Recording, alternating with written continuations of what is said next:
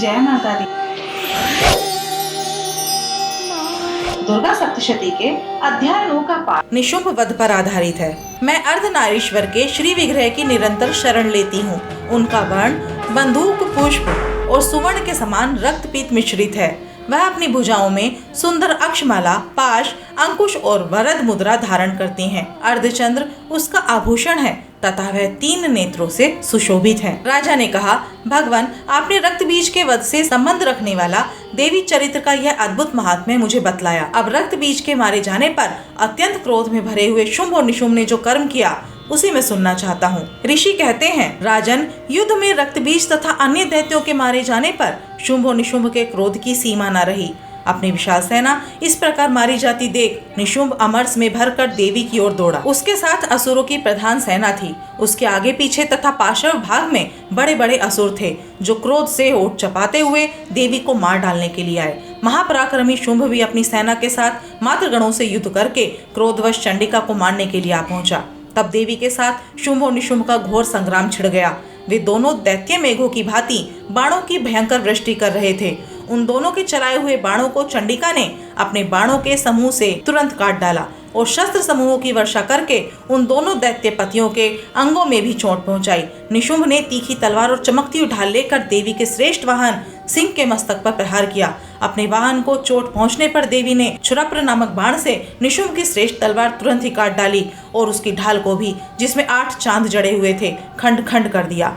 ढाल और तलवार के कट जाने पर उस असुर ने शक्ति चलाई, किंतु सामने आने पर देवी ने चक्र से उसके भी 2 टुकड़े कर दिए। अब तो निशुंभ क्रोध से जल उठा। तब उसने गदा घुमाकर चंडिका के ऊपर चलाई, परंतु वह भी देवी के त्रिशूल से कटकर भस्म हो गई। तदंतर दैत्यराज निशुंभ को फरसा हाथ में लेकर आते देख देवी ने बाण समूह से घायल कर धरती पर सुला दिया। उस भयंकर पराक्रमी भाई निशुंभ के धराशायी हो जाने पर शुंभ को बड़ा क्रोध हुआ और अंबिका का वध करने के लिए वह आगे बढ़ा। रथ पर बैठे बैठे ही उत्तम आयुधों से सुशोभित अपनी बड़ी बड़ी 8 अनुपम भुजाओं से समूचे आकाश को ढककर वह अद्भुत शोभा पाने लगा। उसे आते देख देवी ने शंख बजाया और धनुष की प्रत्यंचा भी अत्यंत दुस्साह शब्द किया। साथ ही अपने घंटे के शब्द से जो समस्त दैत्य सैनिकों का तेज नष्ट करने वाला था, संपूर्ण दिशाओं को व्याप्त कर दिया।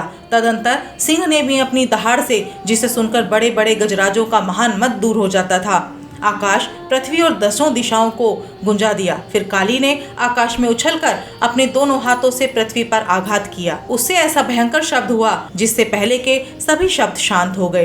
तत्पश्चात शिवदूती ने दैत्यों के लिए अमंगलजनक अट्टहास किया। इन शब्दों को सुनकर समस्त असुर थर्रा उठे, किंतु शुंभ को बड़ा क्रोध हुआ। उस समय देवी ने जब शुंभ को लक्ष्य करके कहा, ओ दुरात्मन, शुंभ ने वहां आकर ज्वालाओं से युक्त अत्यंत भयानक शक्ति चलाई।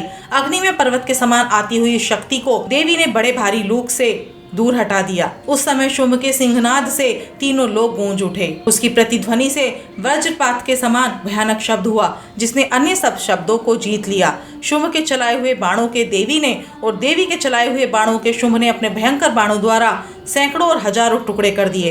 तब क्रोध में भरी हुई चंडिका ने शुंभ को शूल से मारा। उसके आघात से मूर्छित हुआ पृथ्वी पर गिर पड़ा। इतने में ही निशुंभ को चेतना हुई और उसने धनुष हाथ में लेकर बाणों द्वारा देवी, काली तथा सिंह को घायल कर डाला। फिर उस दैत्यराज ने 10,000 बाहें बनाकर चक्रों के प्रहार से चंडिका को आच्छादित कर दिया। तब दुर्गम पीड़ा का नाश करने वाली भगवती दुर्गा ने कुपित होकर अपने बाणों से उन चक्रों तथा बाणों को काट गिराया। यह देख निशुंभ दैत्य सेना के साथ चंडिका का वध करने के लिए हाथ में गदा ले बड़े वेग से दौड़ा। उसके आते ही चंडी ने तीखी धार वाली तलवार से उसकी गदा को शीघ्र ही काट डाला। तब उसने शूल हाथ में ले लिया। देवताओं को पीड़ा देने वाले निशुंभ को चंडिका ने वेग से चलाते हुए अपने शूल से उसकी छाती छेद डाली। शूल से विदीर्ण हो जाने पर उसकी छाती से एक दूसरा महाबली एवं महापराक्रमी पुरुष खड़ी रह कहता हुआ निकला। उस निकलते हुए पुरुष की बात सुनकर देवी ठाकर हंस पड़ी और खड़क से उन्होंने उसका मस्तक काट डाला। फिर तो वह पृथ्वी पर गिर पड़ा। तदंतर सिंह अपनी डाढ़ों से असुरों की गर्दन कुचलकर खाने लगा। यह बड़ा भयंकर दृश्य था। उधर काली तथा शिवदूती ने भी अन्यान्य दैत्यों का भक्षण आरंभ किया।